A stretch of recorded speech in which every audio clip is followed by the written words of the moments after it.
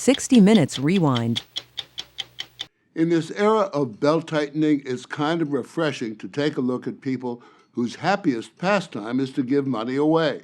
Such a man is 77-year-old Eli Broad, a self-made billionaire, art collector, and for the past 10 years, one of the most consistently generous philanthropists in America, supporting education reform, medical research, and the arts, who also wants to transform that sprawling monster of a city, Los Angeles, into a cultural capital.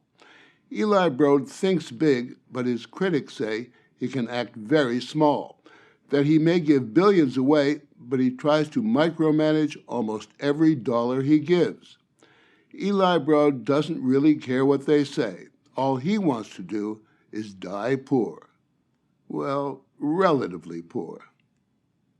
I believe in two things. One, Andrew Carnegie said, "He who dies with wealth dies in shame."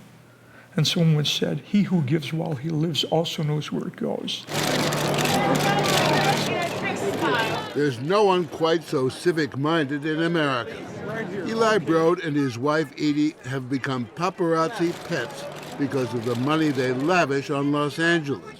So far, more than $500 million. Eli, over here to the right. Who says money can't buy you love? And Eli and your lovely wife, right here, please. Behold his footprint on Los Angeles. He's a driving force behind 16 major public institutions.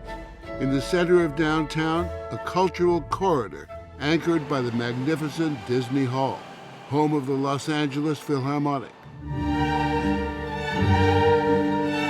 Next to it, the home of the Los Angeles Opera, the Museum of Contemporary Art, the High School for the Performing Arts, and the School of Music. In Greater Los Angeles, 3 scientific research centers, a theater, an art center, and another contemporary art museum. He puts his name on almost all of them.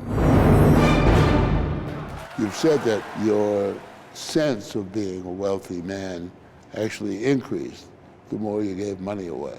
I think it's true. I don't feel I'm here to just maintain a status quo. I'm here to make things better or different. And you want the world to know about it by putting your name on all the things you do support. I don't keep it a secret, that's for sure. Broad took us to Grand Avenue. This is quite a vista, which he plans to transform into a vibrant city center rivaling New York's Museum Mile. Disney Hall, designed by Frank Gehry, almost did not get built.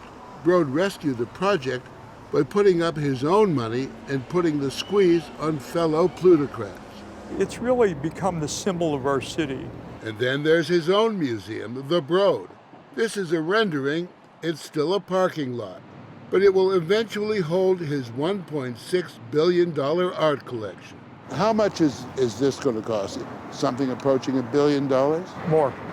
More? More. We were interrupted by an Angelino driving by.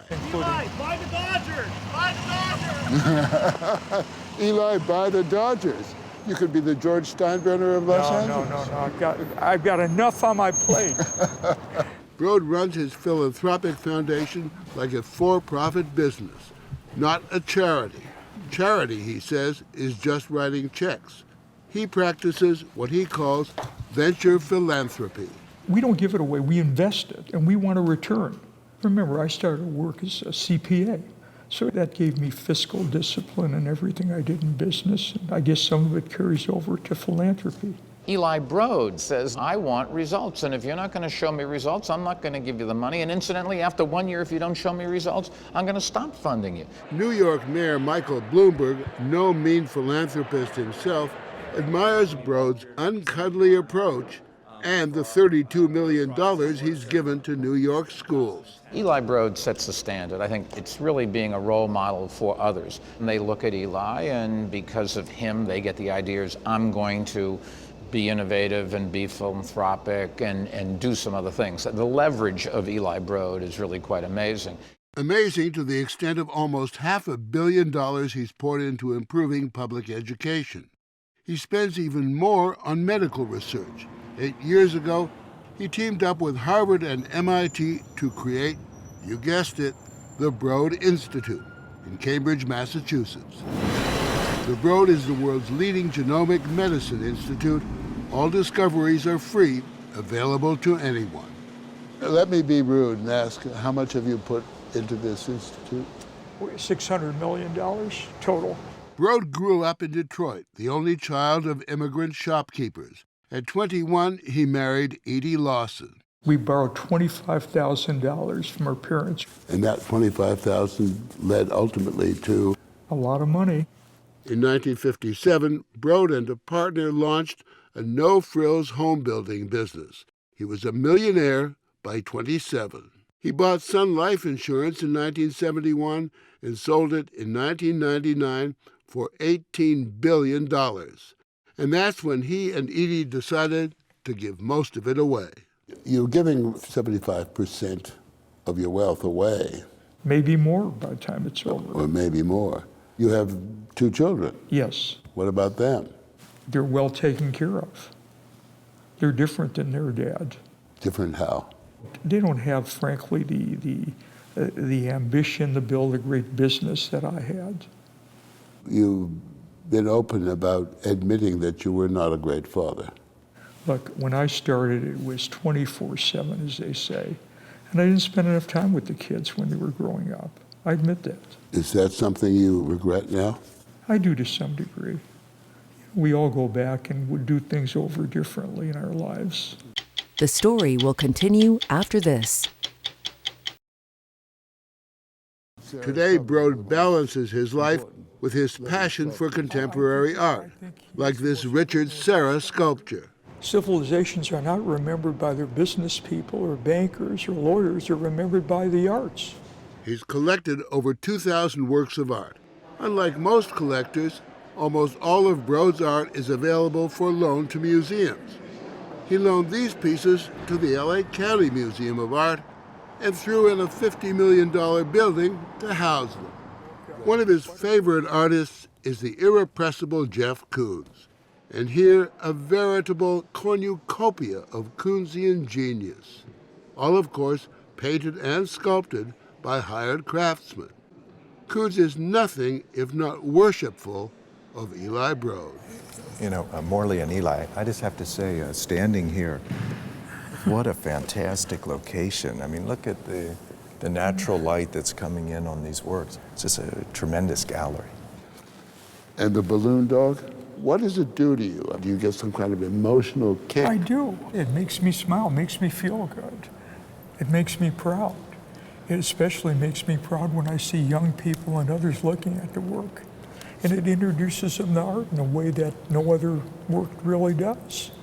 And a piece that, quite honestly, mystifies me, Michael Jackson and a chimp, is it? Michael Jackson Bubbles. When I made this series, the Banality series, I Series of banality? of images, I was trying to communicate to people that whatever you respond to, it's perfect. If you find Koons' art speak incomprehensible, well, just wait. These are to make references to be in the womb a little bit, before birth and prior to any kind of concept of death. Do you totally get what he's talking about? Not to the extent that Jeff does, but I do listen, understand, and learn from artists, especially Jeff. But not all artists are as respectful as Jeff Koons. Take architect Frank Gehry. Eli's a control freak. I worked on a house for him. I didn't want to do it. Why didn't you want to do it? I just told him I didn't like him. He said, "You'll learn to like me." Broad fired Gehry, then built the house anyway, using Gary's drawings. After 2 years and 7 different models, I was impatient. I think he wanted to spend another year or 2 designing it. And I said, Frank, a work of art is never finished, it's only abandoned. They worked together again 3 years later to build Disney Hall. And once again, Broad fired Gehry. But he had to eat humble pie when the Disney family insisted that he hire Gehry back. We did it. We built it. We weren't friends. You made your peace with him at the same time you...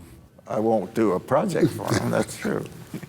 Eli's middle name is Strings Attached. Eli Strings Attached Broad. Christopher Knight, the art critic for the Los Angeles Times, has been Broad watching for years. He's a first-generation, male, self-made gazillionaire.